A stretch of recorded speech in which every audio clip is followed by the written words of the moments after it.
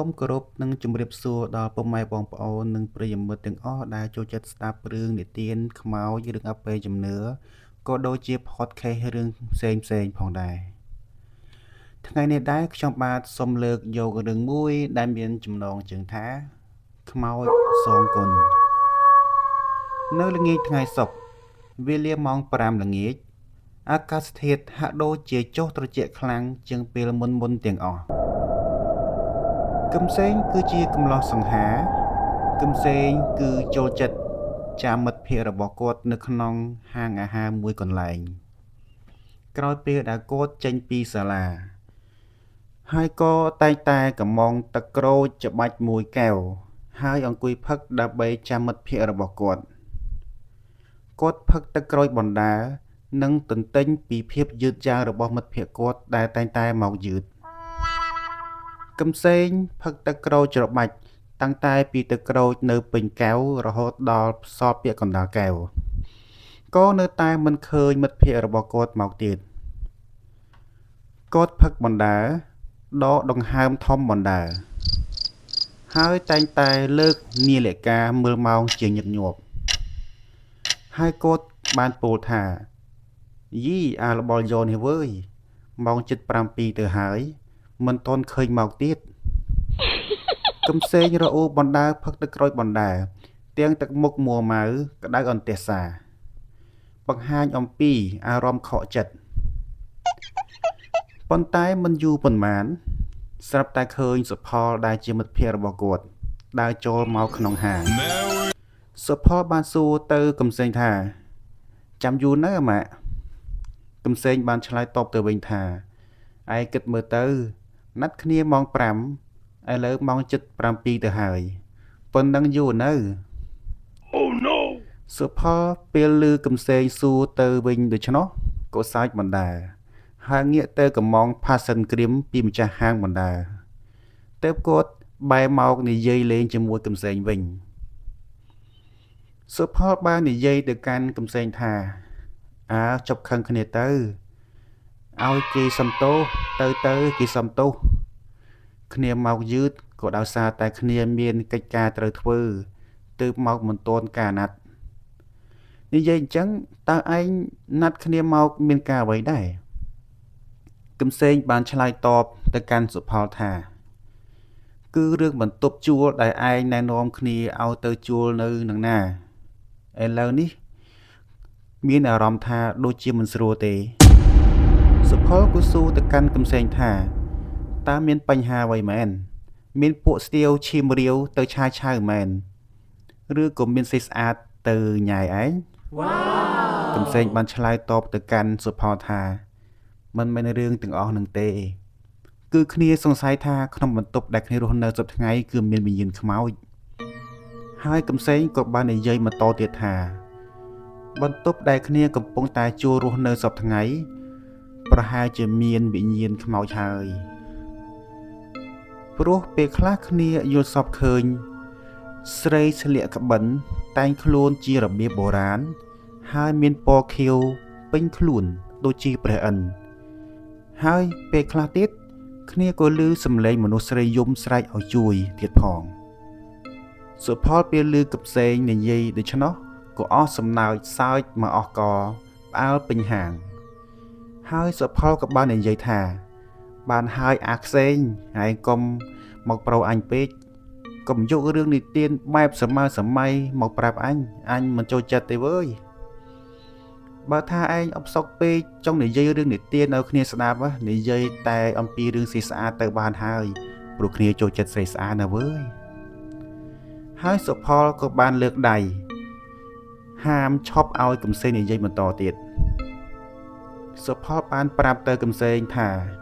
គ្នាក៏ធ្លាប់បាននាំសង្សារគ្នាទៅគេងនៅបន្ទប់ម្ដងនឹងដែរប៉ុន្តែដូចជាមិនដែលឃើញមានអ្នកណានិយាយស្អីបានឃើញស្អីដូចឯងបាននិយាយរៃរ៉ាប់នឹងទេគឺមានតែឯងហ្នឹងហើយដែលនិយាយនោះឯងឈប់គិតផ្ដេសផ្ដាស់ទៅនេះប្រហែលមកពីឯងស៊ីឆ្អែតពេកនៅកំឡោះយូរពេកទុកស៊ីនឡើងរាប់ឆ្នាំមិនព្រមបញ្ចេញចោលទេណាមួយឯងខំប្រឹងរៀនពេកឡើងចង់លប់គ្រូអស់ហើយ ល្មមចេះមានស្នេហានឹងគេទៅដើម្បីកុំឲ្យមានអារម្មណ៍ stress កើតឡើងហើយសុផលក៏បានបន្តទៀតថាមកពីឯងនឹកម្លោះយូរពេកទេដឹងទើបចេះតែឮសំឡេងនេះសំឡេងនោះមិនចេះឈប់មិនចេះហើយកឹមសេងក៏ឆ្លើយថាអូយគ្នាមិនដល់ថ្នាក់ហ្នឹងទេវើយបើធ្វើឬឯងវិញដឹងតែកើតអេតកើតស្វាយហើយវើយគ្នាមិនទៅបំផ្លាញអនាគតកូនក្រមុំគេដូចឯងទេនិយាយគ្នាបណ្ដាសាចបណ្ដាការពិតទៅកឹមសេងគឺជានិស្សិតស្រុកស្រែជនបទដែលឡើងមករៀនបន្តនៅភ្នំពេញហើយជួលបន្ទប់នៅម្ដុំវែងស្រេងចំណែកឯសុផលកាលពីមុនគាត់គឺជាមិត្តភក្តិសម្លាញ់ជាមួយនឹងកឹមសេងរស់នៅក្នុងជនបទស្រុកស្រែជាមួយគ្នាប៉ុន្តែសុផលត្រូវបានគ្រួសារផ្លាស់ប្ដូរទីលំនៅមករស់នៅក្នុងទីក្រុងភ្នំពេញទើបធ្វើឲ្យសុផលមិនដែលមានចិត្តគិតទៅលើរឿងអបិយជំនឿខ្មោចព្រៃបិសាចគាត់គិតតែពីសប្បាយនិងភ្លើងពណ៌ក្នុងទីក្រុងបដូរសង្សារពីមួយទៅមួយសប្បាយបែបកំឡោះទីក្រុងស៊ីវិល័យពេលដែលពួកគេនិយាយគ្នាចប់កឹមសេងក៏លាសុផលមកបន្ទប់ជួលវិញពេលមកដល់បន្ទប់ជួលរបស់ខ្លួនវិញកឹមសេងចាប់ផ្ដើមមានអារម្មណ៍ចម្លែកព្រោះគាត់បានចាប់ផ្ដើមថាផ្ទះជួលដែលគាត់កំពុងតែរស់នៅនេះគឺជាផ្ទះបែបពាក់កណ្ដាលបុរាណនិងសម័យពោលគឺឈើលើថ្មក្រោម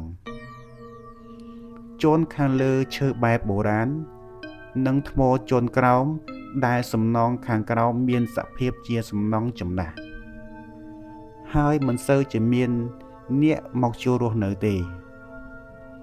បន្ទាប់ពីគិតមួយសន្ទុះក្រោយមកគាត់ក៏បានយកកូនសោដើម្បីចាក់សោចូលបន្ទប់ពេលគាត់បើកទ្វារចូលដល់បន្ទប់ភ្លាមស្រាប់តែគាត់មានអារម្មណ៍ថាមាននរណាម្នាក់នៅក្នុងនឹងកំពុងតែឈរសម្លឹងមករកគាត់ហើយគាត់ក៏ចាប់ផ្ដើមព្រឺខ្លួនបះរោមគាត់ក៏បានបើកភ្លើងដើម្បីឲ្យភ្លឺពេលគាត់ក្រឡេកភ្នែកទៅខាងស្ដាំដៃស្រាប់តែឃើញមានយន្តបិទនៅជាប់ទៅនឹងសសរកន្លោងដែលមានសភាពទ្រុឌទ្រោមរុំព័ទ្ធទៅដោយធូលីដីនិងរុំដោយសបុកពេញពីងគាត់ក៏បានយកកាបូបសៀវភៅដែលគាត់ស្ពាយនៅពីក្រោយខ្នងយកទៅទុកនៅលើគ្រែដេកហើយដើរសំដៅទៅរកសសរកន្លោងហើយក៏បានបកយន្តចេញពីសសរពេលនោះស្រាប់តែពន្លឺពណ៌ខៀវបានលេចចេញពីសសរកន្លោងចេញជារូបរាងស្រីក្រមុំដ៏ស្រស់ស្អាតដែលក្រងជាសម្លៀកបំពាក់បែបបុរាណជាស្ត្រីខ្មែរសម្លៀកបំពាក់ចងក្បិនសៀតផ្កាចំបៃនិងត្រជាក់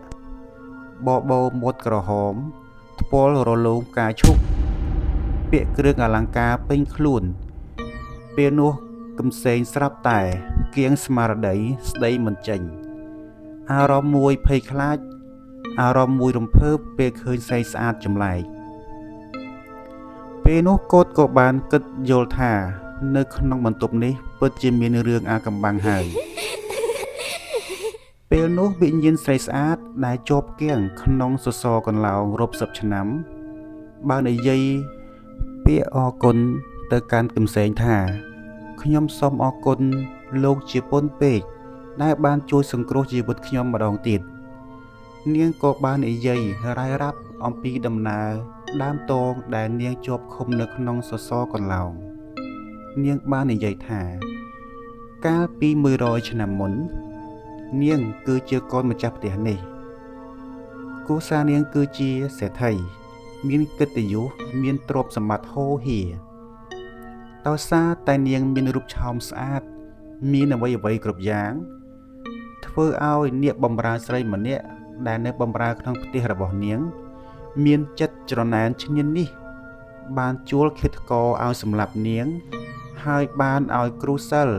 ឃុំវិញ្ញាណនាងនៅក្នុងសសរកន្លោងក្រោយពីនិយាយប្រាប់កឹមសេងចប់កឹមសេងក៏បានធូរទ្រង់សប្បាយចិត្ត ដែលបានជួយនាងឲ្យមានសេរីភាពពេលនោះវិញ្ញាណខ្មោចស្រីក៏ព្រមប្រគល់ខ្លួនប្រាណដោយកេងជាមួយនឹងកំសែងដើម្បីសងគុណគាត់ពេលនោះហើយដែលកំសែងបានស្គាល់ឋានសួគ៌ជាអ្វីពួកគេក៏បានរស់នៅជាមួយគ្នាក្នុងបន្ទប់ជួលជាមួយគ្នាដូចជាប្តីប្រពន្ធយ៉ាងសុខសាន្តនាងអើយរឿងនេះបានបញ្ចប់ទៅហើយក៏សូមអរគុណសម្រាប់ការតាមដានស្ដាប់រឿងនេះតាំងតែពីដើមរហូតដល់ចប់ក៏សូមខន្តីអភ័យទោសរាល់ពាក្យពេចន៍លើសលួសខ្វះខាតនៅត្រង់កន្លែងណាក៏សូមបងប្អូនខន្តីអភ័យទោសដល់រូបខ្ញុំបាទដែលជាអ្នកអត្ថាធិប្បាយរឿងព្រេងនិទានខ្មែរថ្មីថ្មោងទើបនឹងដៃថ្មីទីបងប្អូនសូមអរគុណ